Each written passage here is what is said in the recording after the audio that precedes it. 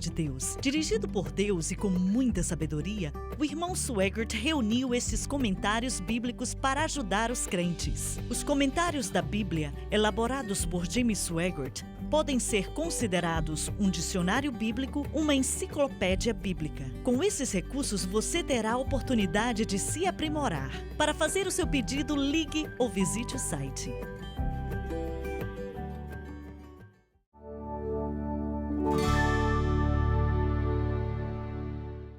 Estamos de volta. Não queremos falar muito disso, mas se você é contra aquilo que verdadeiramente é de Deus, é um terreno muito perigoso para se estar. Uma coisa é ser contra e ficar calado. Outra coisa é ser contra e blasfemar com sua língua por todo o país e por aí vai.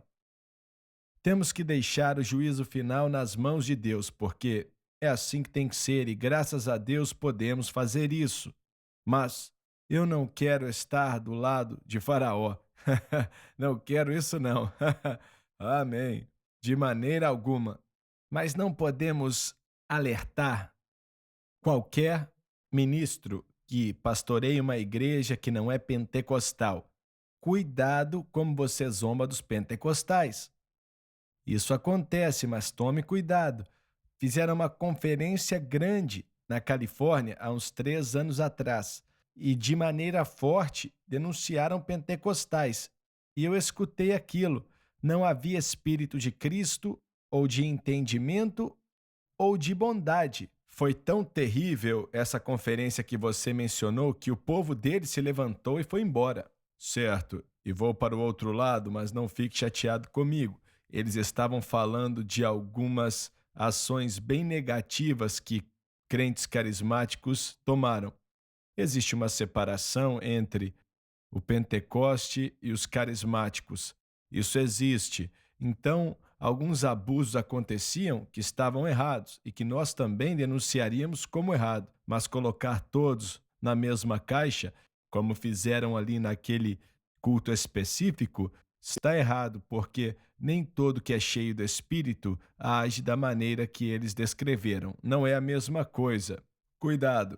Eu já escutei esse homem pregar na televisão há anos atrás, pastor dessa igreja que você mencionou aí. Foi algo morto e seco.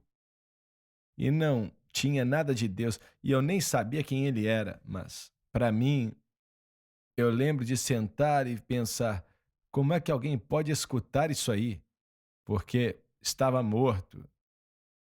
Me pediram para pregar em um culto na convenção religiosa de televangelistas e senti do Senhor de chamar pessoas para o altar e fiz isso.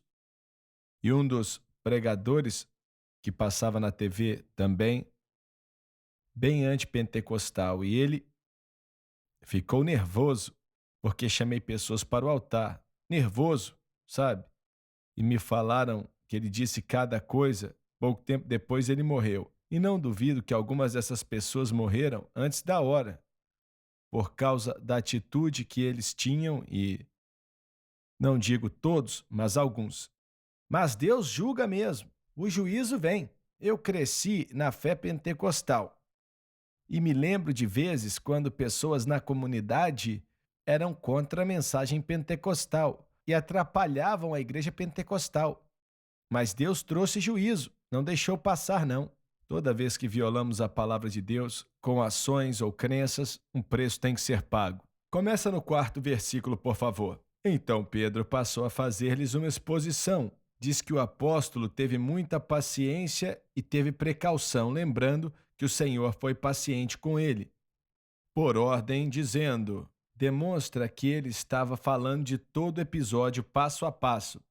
Eu estava na cidade de Jope orando, e num êxtase tive uma visão, em que observei descer um objeto como se fosse um grande lençol baixado do céu pelas 4 pontas e vindo até perto de mim. Agora voltamos para Pedro, ele está explicando o que aconteceu com ele. Proclama o que ele viu e sabia que era para ele. E fitando para dentro dele os olhos, vi quadrúpedes da terra feras, répteis e aves do céu. Ouvi também uma voz que me dizia: Levanta-te, Pedro, mata e come. Isso não era uma sugestão, mas sim um mandamento que ele tinha que obedecer. Ao que eu respondi: De modo nenhum, Senhor, porque jamais entrou em minha boca qualquer coisa comum ou imunda. Segunda vez falou a voz do céu. Ele não viu uma forma, somente ouviu uma voz. Ao que Deus purificou, não consideres comum. Isto sucedeu por 3 vezes e de novo tudo se recolheu para o céu. Antes de continuar, isso é algo que o Senhor falou com ele, e aí ele ele argumenta com o Senhor. Ele argumenta com ele. O Senhor falou: Levanta, mata e come, e ele não podia matar. Acredito que no grego original diz: se levanta, sacrifica e come. Não tenho tanta certeza, mas acho que foi isso mesmo. E mas ele estava discutindo com o Senhor, e diante desses homens ele fala exatamente como ele resolveu isso. E não foi o caminho mais sábio a se tomar, mas nós mencionamos isso algumas semanas e estamos falando de uma mentalidade que tem que ser mudada. Se Jesus foi crucificado 30 depois de Cristo, estamos em 40, 41 depois de Cristo, e Pedro ainda não largou a lei. Ele não liberou a lei. Ele diz: Eu nunca, em hora nenhuma, jamais permiti que algo impuro tocasse em minha boca. Pedro não era um erudito, ele era um pescador, mas mostra a mentalidade do público em geral sobre o que é certo e errado.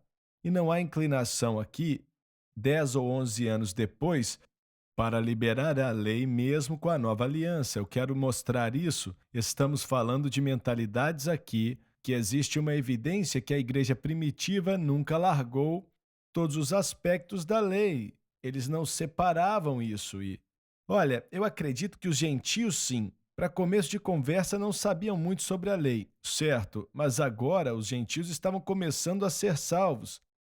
Ou seja, 10 ou 11 anos depois da crucificação, e aqui a maioria dos cristãos discordam de nós quando pregamos a mensagem da cruz. Dizemos que eles não entendiam a nova aliança, mas aqui está uma evidência bíblica de que ninguém os explicou que eles já não tinham que prestar mais contas para a lei. E o que Pedro se refere aqui é que ele ainda guardava a lei 10 ou 11 anos depois de Pentecostes, e não por ser adventista. A progressão é o seguinte: foi lenta, e aqui é o ponto crucial quando Deus vem e muda e altera a mentalidade da igreja judaica em direção do entendimento do que a nova aliança trouxe, a liberdade da lei. Então aqui é uma evidência para nós que, se Pedro era o príncipe dos pregadores judeus e ele teve essa visão, a mentalidade dele é mostrada aqui em Atos 10 como alguém que guardava a lei, mesmo 10 anos depois da crucificação.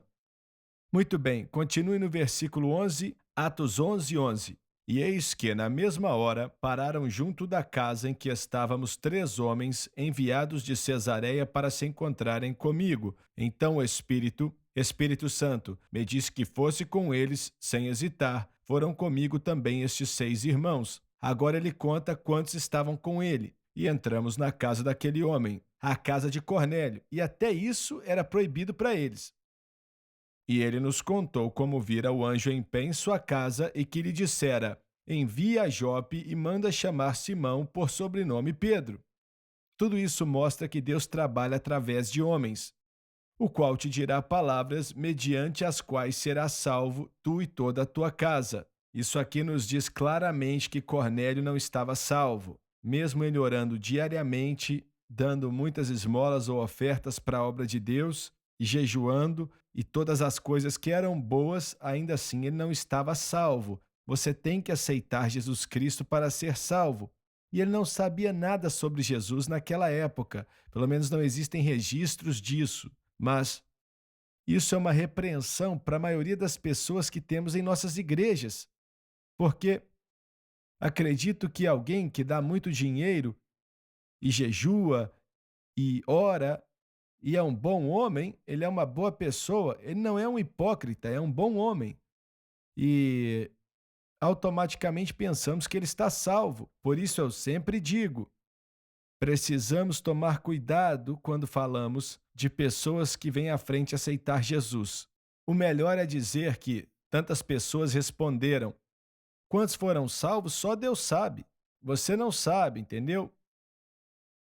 Uma vez, alguém me perguntou qual foi a vez que mais pessoas vieram à frente para aceitar Jesus. E foi em Santiago, no Chile. Os organizadores do estádio disseram que 28.000 desceram até a frente, por aí vai. Quantas pessoas ali foram salvas, eu não sei. Alguns queriam só oração.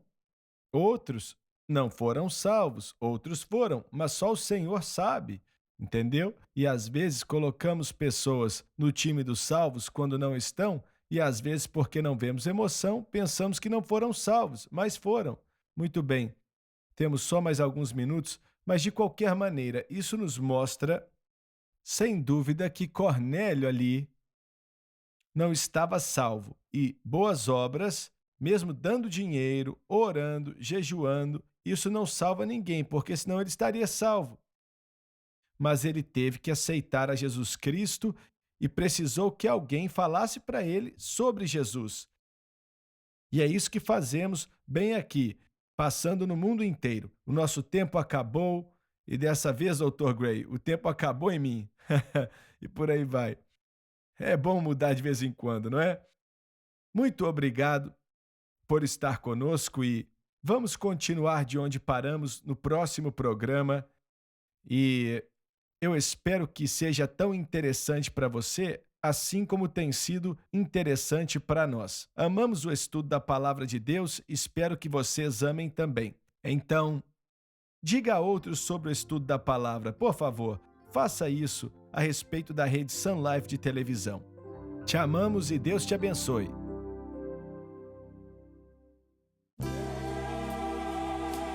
Obrigada por assistir o programa de hoje, um estudo na palavra. Assista os programas arquivados online no site sunlifetv.com.